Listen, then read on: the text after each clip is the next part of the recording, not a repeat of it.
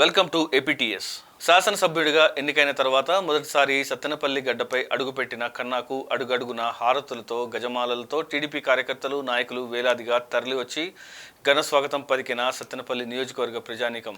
ఈ కార్యక్రమంలో శాసనసభ్యులు శ్రీ కన్నా లక్ష్మీనారాయణ గారు మాట్లాడుతూ, ఈ విజయం సత్తెనపల్లి నియోజకవర్గ ప్రజలకు అంకితం. మేం పాలకులం కాదు, సేవకులం అని నిరూపిస్తాం. ప్రజలు గెలవాలి, రాష్ట్రం నిలబడాలి నినాదంతోనే పనిచేశాం. అన్ని త్యాగాలు చేసైనా భావితరాల భవిష్యత్తు కోసం ముందుకెళ్తాం. కూటమికి 55.38% ఓట్లు వచ్చాయి. 45.60% తెదేపాకు, 39.37% వైకాపాకు వచ్చాయి. అహంకారం, నియంతృత్వం, విచ్చలవిడితనం, ఏది పడితే అది చేస్తామంటే ప్రజలు చూస్తూ ఊరుకోరు. అవినీతి, అరాచకాలతో పనిచేస్తే ఇలాంటి గతే పడుతుంది. ఆంధ్రప్రదేశ్లో చారిత్రాత్మక ఎన్నికలు జరిగాయి. 95% సీట్లు ఎన్డీఏ సాధించింది. పవన్ కళ్యాణ్ బీజేపీతో కలిసి అందరం కష్టపడి ప్రజల ఆదరాభిమానులు పొందాం. చంద్రబాబుతో కలిసి ఆంధ్రప్రదేశ్లో చారిత్రాత్మక విజయం సాధించాం. పవన్ కళ్యాణ్ వ్యక్తి కాదు, తుఫాన్. ఏపీ విజయం సామాన్యుడి ఆకాంక్షలకు ప్రతిరూపం. ప్రధాని మోదీ ఈ కార్యక్రమంలో వివిధ హోదాల్లో ఉన్న తెలుగుదేశం, జనసేన, బీజేపీ నాయకులు, మహిళల కార్యకర్తలు వేలాదిగా పాల్గొన్నారు.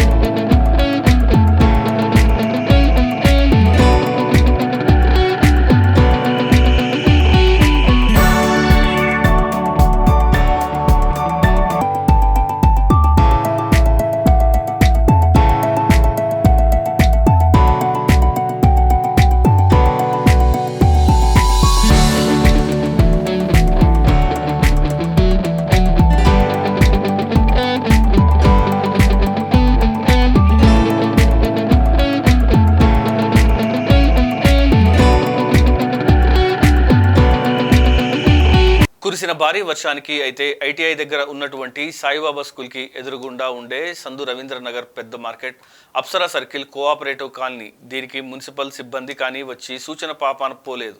గత ప్రభుత్వంలో ఓట్లు వేసి గెలిపించారు కదా అనడం తప్ప వేరే మాట లేదు.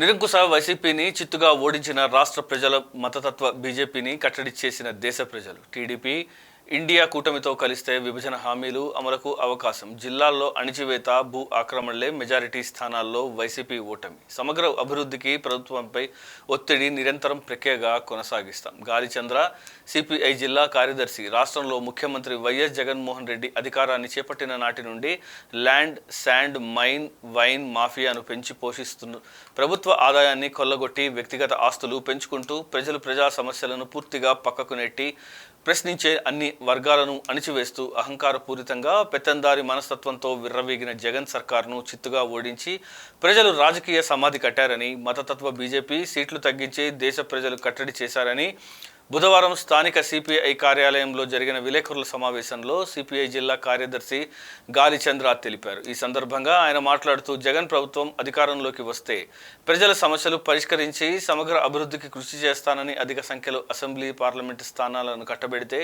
5 సంవత్సరాల జగన్ పాలనలో రాష్ట్ర ప్రజలకు ఇచ్చిన హామీలు అమలులో దాటివేత వైఖరి అవలంబిస్తూ అధిక మొత్తంలో ప్రజలపై పన్నులు వేసి తిరిగి వారి అకౌంట్లో డబ్బులు వేయడానికి షరతులు పెట్టి కుటుంబంలో ఒకరికి ఎగగొట్టి ఇబ్బంది పెట్టడమే అభివృద్ధి అంటూ పేటీఎం బ్యాచ్ ద్వారా ప్రచారాన్ని ఊదరగొడుతూ ఇసుక మద్యం ద్వారా వచ్చే ఆదాయాన్ని గండికొట్టి వ్యక్తిగత ఆదాయాన్ని పెంచుకుంటూ భూములు గనులు ఆక్రమించుకొని అమ్ముకొని సొమ్ము చేసుకుంటూ అడ్డు వచ్చిన వారిపై అక్రమ కేసులు బనాయించి ప్రశ్నించే వారిపై ఉక్కుపాదం మోపుతూ సామాన్యులను దోపిడీ చేసి సంపన్నుల ఊడిగం చేస్తూ కేంద్ర ప్రభుత్వం నుండి రావాల్సిన విభజన హామీలు సాధించడంలో ఘోరంగా విఫలమై చేతగాని దద్దమ్మ ముఖ్యమంత్రిగా జగన్ ప్రజాకోర్టులో దోషిగా నిలిచి చిత్తుగా ఓడిపోయారని అన్నారు.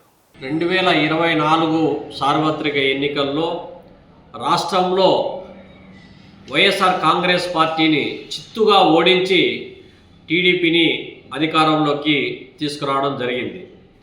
ఇందులో ఎన్నికల ముందు చేసిన వాగ్దానాలను విస్మరించి అధికారంలోకి రాగానే land sand mine wine mafia కనుసన్నల్లో వైసీపీ సాగించినటువంటి దోపిడీ ఏదైతే ఉందో దోపిడీతో పాటు ప్రశ్నించేటువంటి వాళ్ళపైన ఉద్యమాలు చేసేటువంటి వాళ్ళపైన హక్కుల కోసం అడిగినటువంటి వాళ్ళపైన పోలీసులను ఉసిగొల్పి పోలీసులను అధికారులను వైసీపీ కార్యకర్తల కంటే అధ్వానంగా వినియోగించినటువంటి వైసీపీ యొక్క అరాచకత్వానికి చరమగీతం పాడడం ఇవాళ జరిగింది.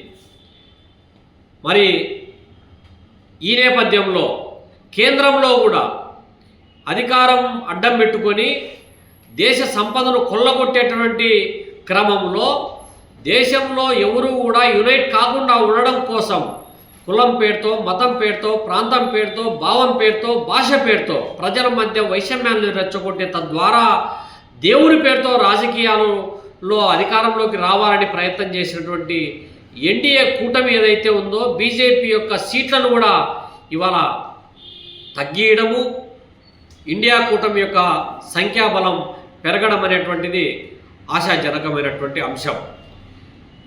అదేవిధంగా ఇవాళ కేంద్రంలో ఏర్పాటయ్యేటువంటి ప్రభుత్వంలో ఇవాళ స్వతహాగా బీజేపీకి సీట్ల సంఖ్య 240 అయితే ఈ ప్రాంతీయ పార్టీల యొక్క అవసరం ఇవాళ బీజేపీకి ఏర్పడింది.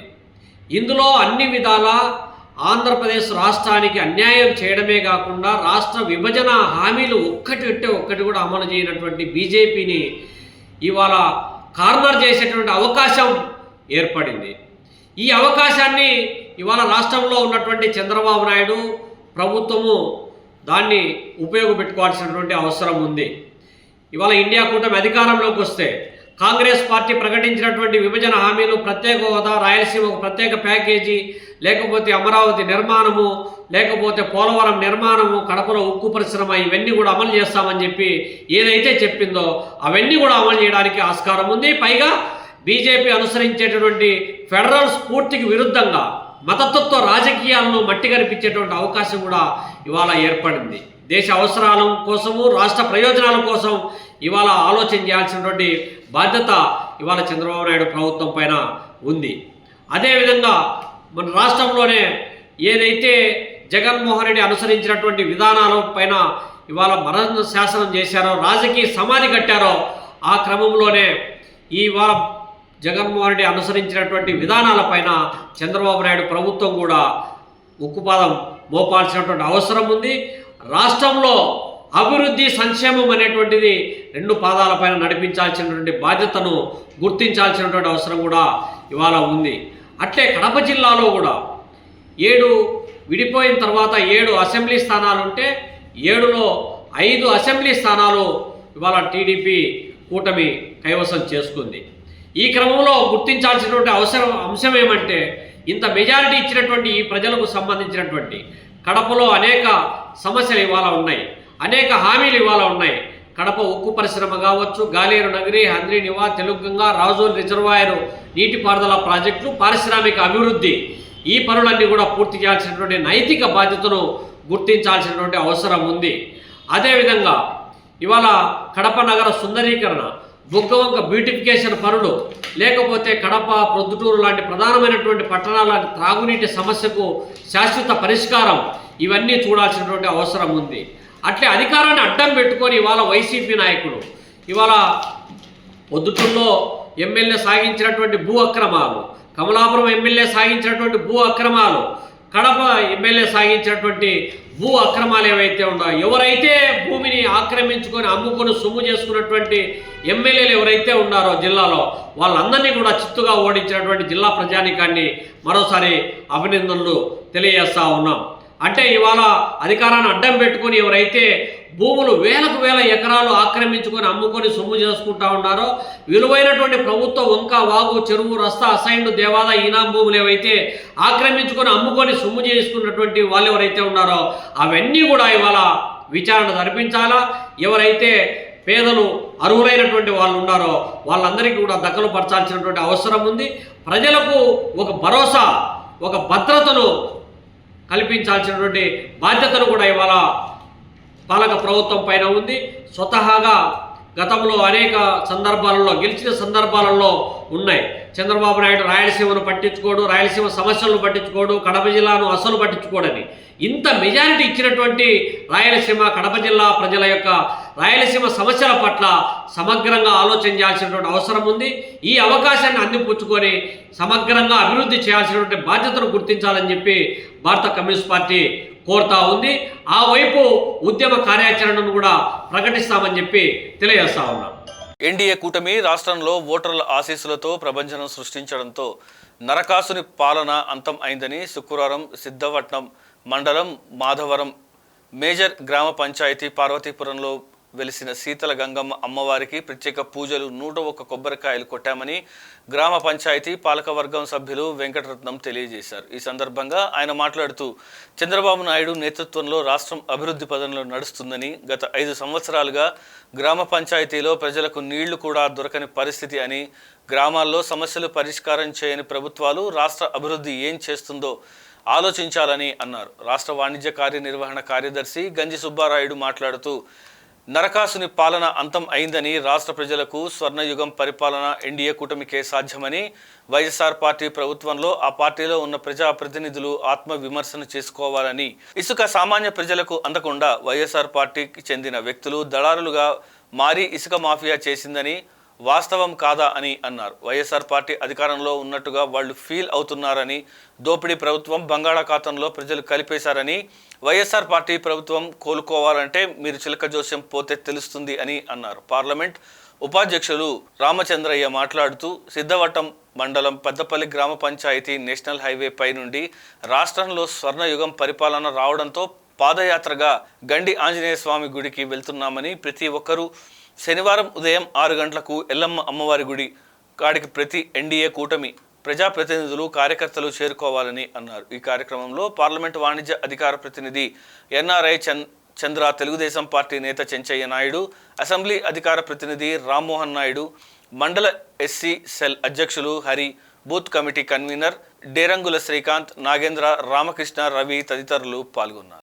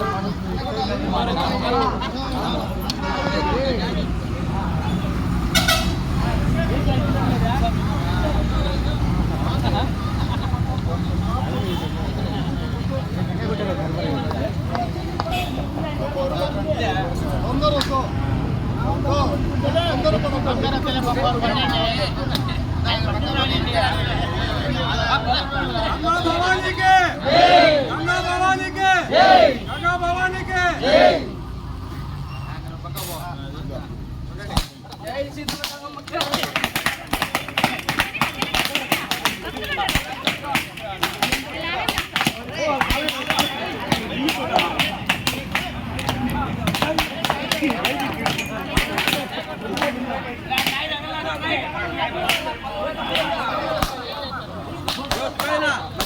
బీరంది గ్రామానికి చెందిన వ్యక్తి అయిన తోడసం శ్రీకాంత్, తండ్రి పేరు ఇస్రు, వయసు 23 సంవత్సరాలు, కులం రాజ్గొండి, వృత్తి వ్యవసాయం. కొత్తగా నిర్మిస్తున్న ఇంటికి నీరు పట్టుటకు అదే గ్రామంలో గల వ్యవసాయ బావిలోకి మోటార్ అమర్చగా ఇంటి మోటార్ పనిచేయకపోవడంతో మోటార్ను బయటకు తీసి తన చేతితో ముట్టగా ప్రమాదవశాత్తు తన కుడి చేతికి కరెంట్ షాక్ తగిలి అక్కడికక్కడే చనిపోయాడు. మృతుని తండ్రి ఇచ్చిన ఫిర్యాదు మేరకు కేసు నమోదు చేసి దర్యాప్తు చేస్తున్నామని ఖానాపూర్ ఎస్ఐ గారు ఒక ప్రకటనలో తెలిపారు.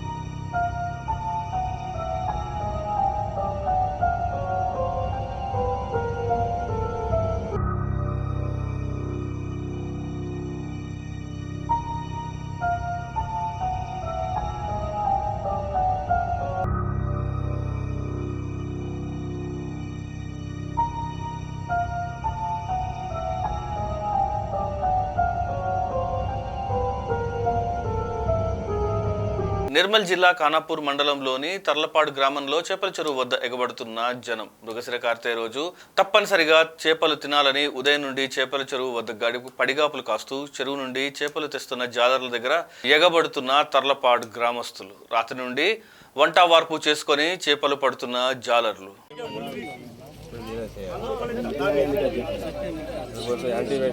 అంతేనా?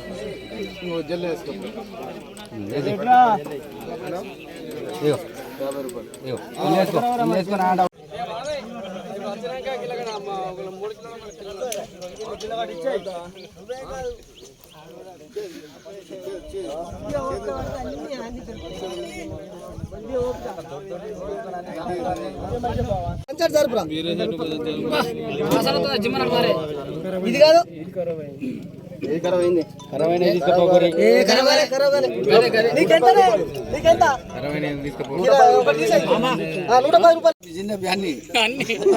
ఫోన్ చేయమను.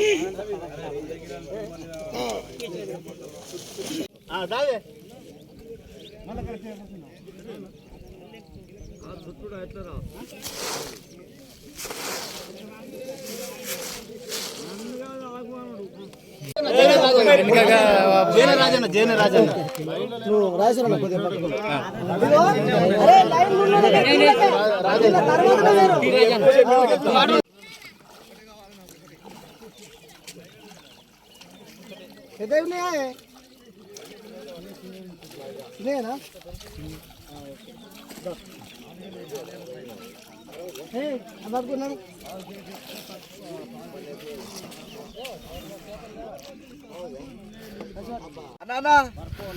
లైన్ నిలబడితే మస్తు.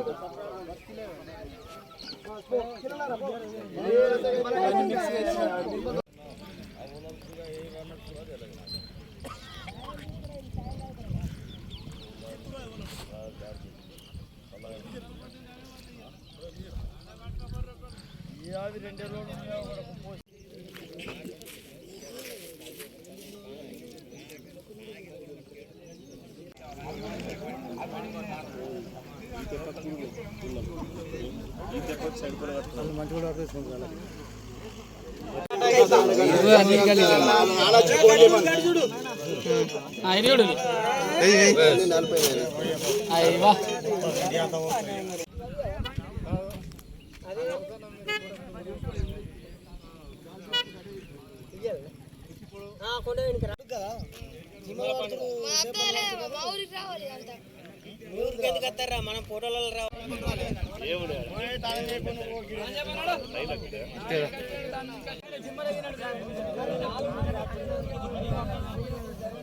వండుకుంది.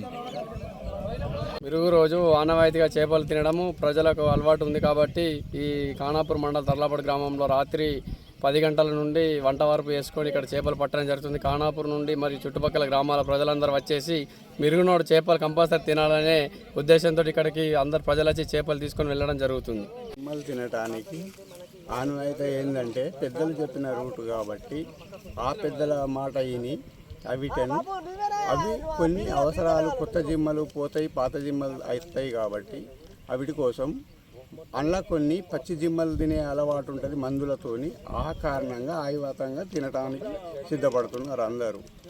ఎక్కడైనా తర్లాపాటు చెరువులో అందరు వచ్చి కొండపోతున్నారు మెరుగు రోజు.